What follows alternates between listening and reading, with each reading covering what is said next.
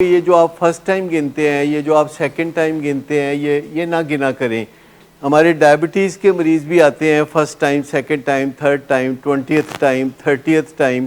میں ایسے مریضوں کو جانتا ہوں کہ جو 25 سال سے آ رہے ہیں۔ 25 سال پہلے جب وہ آئے تھے تو انہوں نے بتایا کہ ان کو ڈائبٹیز 30 سال پہلے ہوئی تھی۔ یعنی ایسے لوگ موجود ہیں کہ جن کو 50-60 سال سے ڈائبٹیز ہے۔ لاہور میں ایسے لوگ پھر رہے ہیں، ایسے لوگ کاروبار کر رہے ہیں کہ جن کو انسولین لگواتے ہوئے 60 سال ہو گئے۔ تو یہ کرشمہ ہے میڈیکل سائنس کا۔ ڈائبٹیز 3 سال کی عمر سے لے کے 103 سال کی عمر تک ہو سکتی ہے، لیکن اگر چھوٹی عمر میں ہو تو اس کو ٹائپ 1 کہتے ہیں، جو 18-20 سال کی عمر تک ہوتی ہے، اور بڑی عمر میں ہو جیسے 40 سال کی عمر کے بعد ہو تو پھر اس کو ٹائپ 2 کہتے ہیں، اور 20 سے 40 سال کے درمیان دیکھنا پڑتا ہے کہ یہ ٹائپ 1 ہے یا ٹائپ 2 ہے۔ اصل میں جو بھی نارمز ہوتے ہیں جب اس سے ہم ہٹ جاتے ہیں تو کچھ مشکلات پیش آتی ہیں، لیکن میں آپ کو بتاؤں کہ جو ریئل مزہ ہے زندگی کا، یا جو ہمارا نارتھ ہے جس طرف ہم چل رہے ہیں، وہ سوبرائٹی ہے۔ لیکن ہمیں بڑی مشکل پیش آتی ہے کہ جب پیرنٹس چاہتے ہیں کہ ان کا جو لوڈ ون ہے وہ اسی طرح انرجیٹک نظر آئے، اسی طرح کہکے لگاتا نظر آئے، بس نشہ نہ کرے، بدتمیزی نہ کرے، مار کٹائی نہ کرے، گالاں نہ کڈے۔ مطلب اتنی تمنائیں جو ہے نا وہ پوری نہیں ہوتی۔ بہترین تمنا یہ ہے کہ ہمارا جو لوڈ ون ہے وہ اندر سے سکھ میں ہو اور ہمیں بھی سکھ دے۔ بائی پولر ہوتے ہیں، ان کا جو موڈ ہے وہ کسی ڈرگ کی وجہ سے تو نہیں نہ ہوتا۔ جب اوپر جاتا ہے موڈ اور وہ اوپر کے موڈ میں بہت دیالو ہو جاتے ہیں اور وہ لوگوں کو چاکلیٹ بانٹ رہے ہوتے ہیں، تحفے دے رہے ہوتے ہیں اور تیزی سے دوستیاں بنا رہے ہوتے ہیں، اور جب نچلے موڈ میں ہوتے ہیں تو پھر سڑ جاتے ہیں، پھر کوئی سلام بھی کرے تو اس کو ناراض ہو کے جواب دیتے ہیں۔ سوبر لائف تو ایک تحفہ ہے جو کہ بہت ریاضت کے بعد ملتا ہے، اور یہ سوبر لائف کا تحفہ کئی طرح سے لوگ حاصل کرتے ہیں۔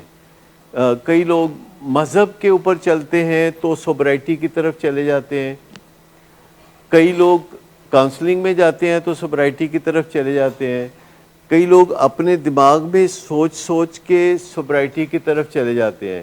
کیونکہ یاد رکھیں کہ انسان جب ازلاً اس دنیا میں آیا تھا تو وہ سوبر بالکل نہیں تھا۔ جو جنگل کے زمانے میں انسان رہتا تھا تو وہ سوبر نہیں تھا، کوئی اخلاقیات بھی نہیں تھی، وہ کسی کو مار پٹائی کا نشانہ بنا سکتا تھا اور اس پہ فخر کرتا تھا، کسی کو جان سے مار سکتا تھا، کوئی سسٹم نہیں تھا جو کہ اس کو سمجھاتا، کوئی باقاعدہ وہ جاب نہیں کرتا تھا، وہ باقاعدہ کوئی رسپانسبلٹی نہیں اٹھاتا تھا، جو فیصلے کرنے ہوتے تھے at the spur of the moment کرتا تھا۔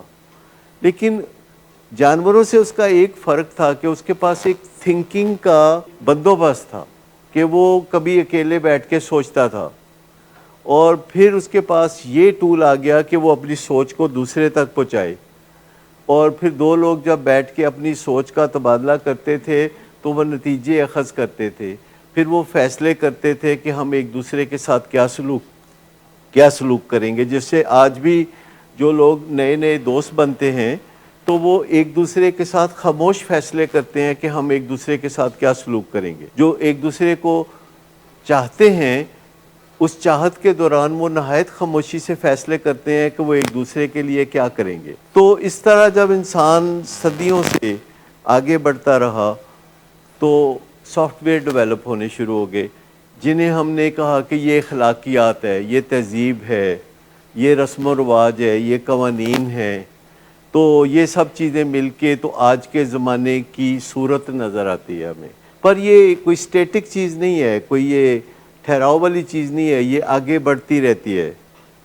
اور پھر دنیا میں یونائٹڈ نیشنز آئی، انہوں نے اس کام کو زیادہ سٹرکچرڈ انداز میں کرنا شروع کیا، اور دنیا میں جو ممالک زیادہ ترقی یافتہ تھے انہیں موٹیویٹ کیا کہ آپ کم ترقی یافتہ جو ممالک ہیں ان کی مدد کریں۔